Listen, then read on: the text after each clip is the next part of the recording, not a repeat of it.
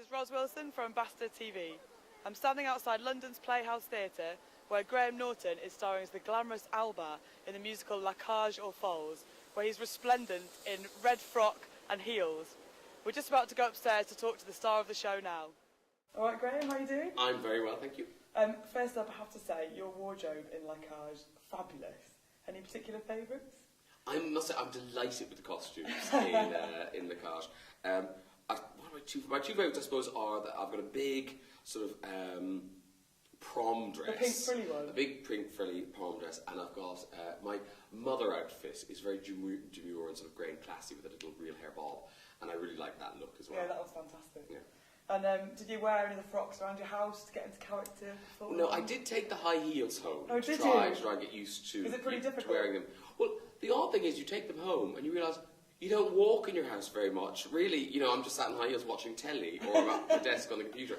So I'm walking to the kettle and back. You really should go out and, so it wasn't that useful, so I stopped. Yeah, no, fair enough. And had you done much drag before? No, very little. I did a thing years ago. My first kind of foray into comedy was a thing called Mother Teresa of Calcutta's Grand Farewell Tour. But that was really just me in some Irish linen tea towels. And then a friend of mine made a student film, when I was a student as well, called Whatever Happened to Sally, where I played Sally, a housewife. Those are the only two times. Yeah, and how did you feel the first time you saw yourself transform? This time, it's just depressing because, as a 45-year-old man, I feel fine. But, oh my God. And you kind of think, I suppose the expectations are, if I put a lot of slap on, I look fabulous. You look like Marilyn Monroe. No, I look hideous. It's very unforgiving, the world of being a woman. But happily, the posters have been photoshopped. So now I'm like any sort of female star. I think I look like that. No, seriously, I do. I came across one that wasn't photoshopped recently, and it was like, oh my God, that's what I look like. Photoshop is yeah. amazing. There must be people in Hollywood who just live in a perpetual bubble of that's what they actually look like. It would be fantastic. Yeah, it'd be great. Just only ever look at photos of yourself photoshopped, and that's it. Yeah, very good for self-esteem, and cheaper probably than surgery. Yeah. And is this foray into theatre the start of something big? Are we going to see you in Joseph's Technical Dreamcoat next? I don't think so, no. I mean, it's frustrating in a way because I am loving it. I'm having the best time. You look like you're having a good time on stage. But I'm also aware that it's sort of borrowed time because it's not my world, it's not what I do.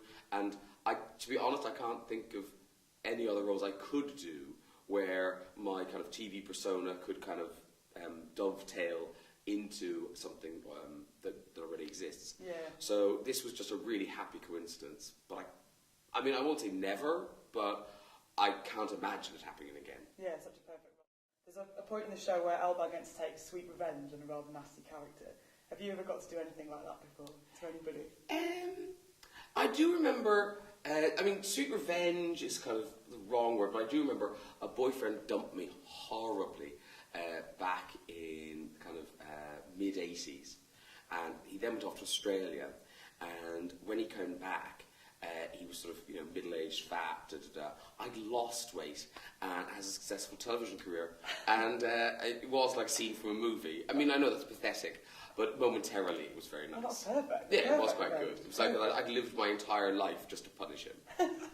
And in quite a lot of the interviews you did before the show opened, you seemed kind of quite modest about what you kind of expected to achieve almost, and they're now getting standing ovations. Pretty special.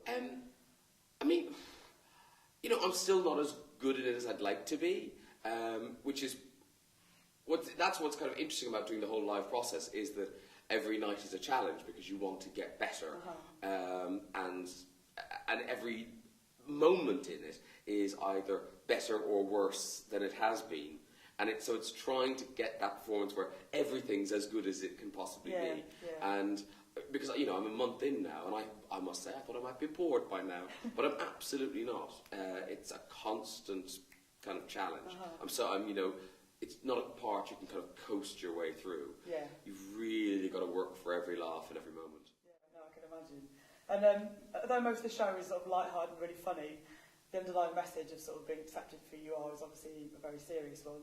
Is this something that resonates personally with you at all? And is that one of the reasons you were keen to take the role? I was keen to take the role, I suppose, because I'd seen the musical way back in 1984 in America.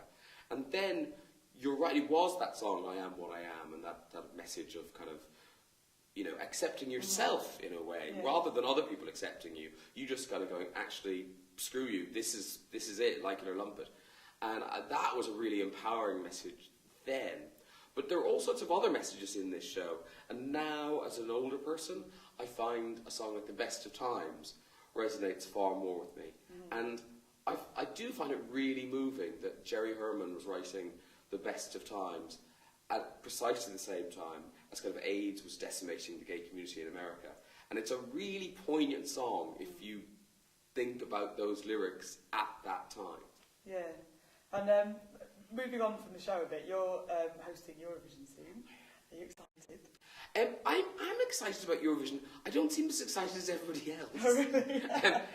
You know what I mean? As far as I knew, it was just another gig. But it is a big deal. Yeah. People seem very excited. I don't think I've spoken to anyone. I mean, I haven't spoken to a taxi driver in the last sort of 2 months without it being mentioned. Really? Yeah. So suddenly, having kind of thought, oh, that's a nice job, I now think, oh, what have I taken on? It's a huge pressure.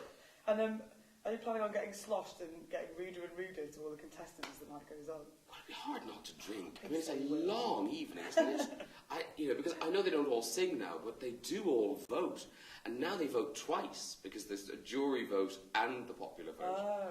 So who knows how long it might be? And we are in Russia, so, there's nowhere to go afterwards. For breakfast there, right? Yeah, exactly. It's cheap. It's very cheap. Presumably it's all kind of Tesco Blue Label. Vodka comes out the tap. So, yes, there will be some vodka slurping, I'm sure, in the background. Excellent. And honestly, what do you think Great Britain's chances are? Look, happily the bar is set very low. So I do believe that we will do better than we did last year and the year before that. That's we'll let you go and get your wig and your makeup on now. Thanks so very much. It'll take a few hours. Thanks, Graham. Oh, cheers. That was the lovely Graham Norton. He's now going to don his wig and put on his red lippy. If you want to come and see La Cage, you can buy tickets from ambassadortickets.com and tune into Ambassador TV for more interviews.